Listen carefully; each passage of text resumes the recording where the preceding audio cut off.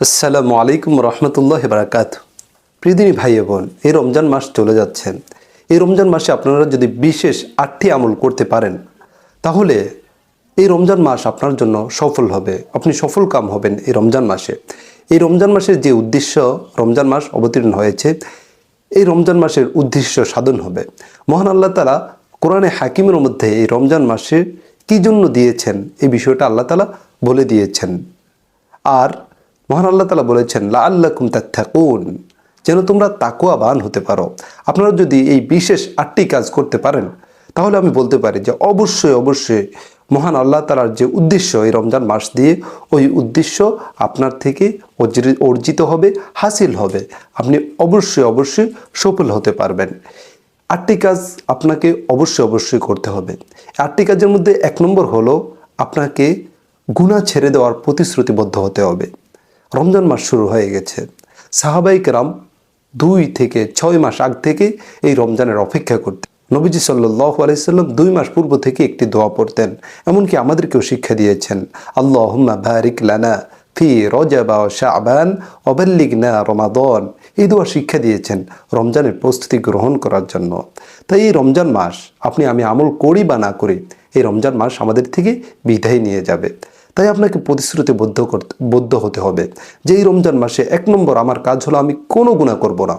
অন্যান্য মাসে যে গুনাহ করেছি, কিন্তু এখন থেকে আমি প্রতিশ্রুতিবদ্ধ হব যে এই রমজান মাসে আর কোনো গুনাহ আমি করব না ইনশাআল্লাহ। আর আপনি যে সমস্ত পিছনের গুনাহ করেছেন, এই জন্য মহান আল্লাহ তাআলার কাছে ক্ষমা চান। আল্লাহ তাআলা অপেক্ষা করে আছে, বান্দা কখন আমার কাছে ক্ষমা চাবে, কখন আমাকে বলবে আল্লাহ আমি গুনাহ করেছি, আমি অপরাধ করেছি, আমি ভুল করেছি।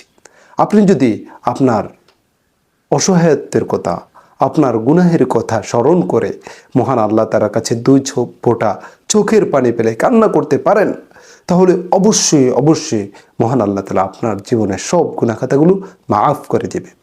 মহান আল্লাহ তাআলা তো অপেক্ষা করে আছেন, বান্দা কখন আমার কাছে বলবে, আমার কাছে ক্ষমা চাবে, আমি বান্দাকে ক্ষমা করে দেব।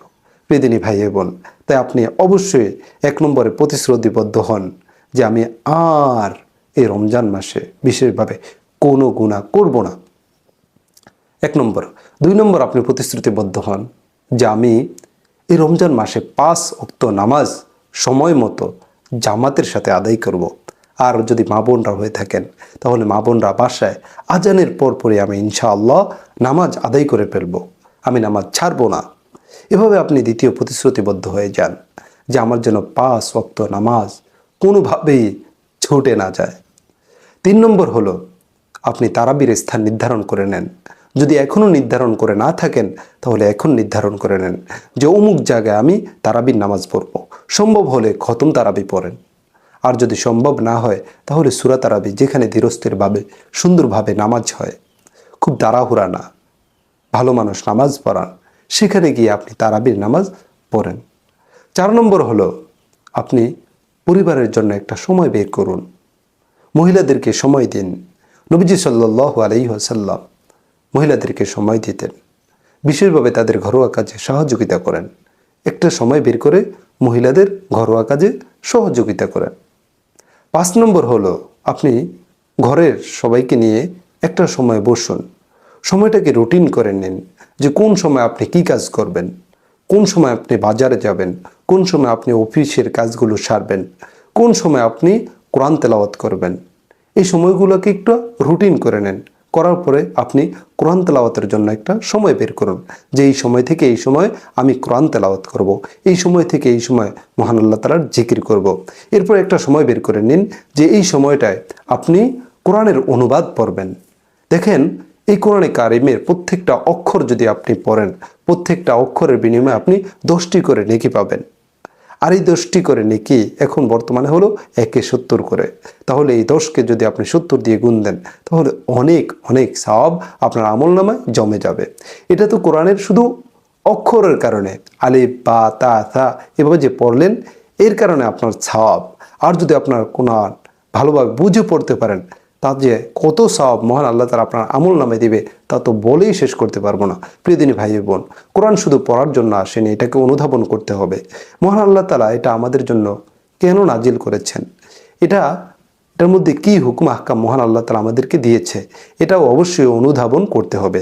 তাই আপনাকে অবশ্যই প্রতিদিন 1 আয়াত 2 আয়াত হলেও এর অনুবাদ পড়া, মহান আল্লাহ তাআলা আমাদেরকে কি বলেছেন এর থেকে।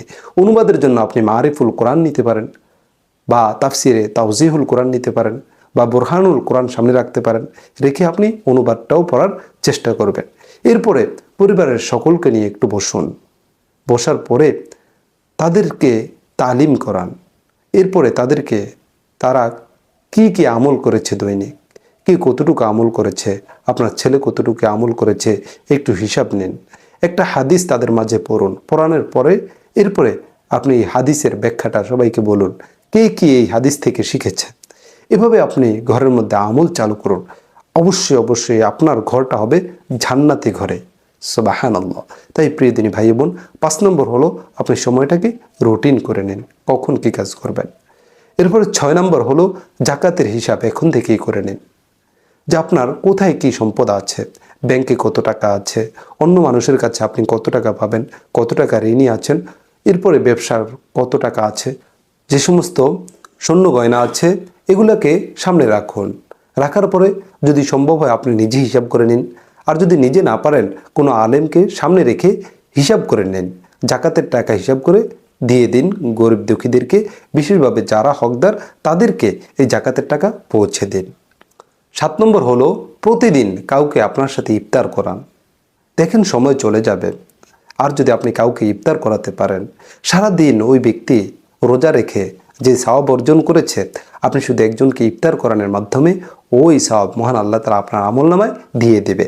সুবহানাল্লাহ, আল্লাহু আকবার। প্রিয় দিনী ভাই বোন, ইফতারের জন্য যে অনেক কিছু খাওয়াতে হবে এমন না। আপনি যদি কাউকে 2টি খেজুরের মাধ্যমে ইফতার করান, তাহলে এতেও ইফতারের সওয়াব আল্লাহ তাআলা আপনার আমলনামায় দিয়ে দেবে। সুবহানাল্লাহ। এরপরে 8 নম্বরে হলো আপনি শেষ দশকে ইতিকাফ করার দৃঢ় প্রতিজ্ঞা করুন, যে বছর আমি রমজানের শেষ দশকে ইতিকাফ করব। নবীজি সাল্লাল্লাহু আলাইহি ওয়াসাল্লাম নবুয়তের পরে প্রায় সব বছরই রমজানের শেষ দশকে ইতিকাফ করতেন। তাই আমরাও অবশ্যই এই রমজানের শেষ দশকে ইতিকাফ করার চেষ্টা করব ইনশাআল্লাহ। মহান আল্লাহ তাআলা আমাদেরকে, সর্বপ্রথম আমাকে, এরপর আপনাদের সকলকে এই 8টি আমলকে সামনে রেখে, এই 8টি বিষয়কে সামনে রেখে রমজান মাস অতিবাহিত করার তৌফিক দান করেন। আমিন। আসসালামু আলাইকুম ওয়া রাহমাতুল্লাহি ওয়া বারাকাতুহু।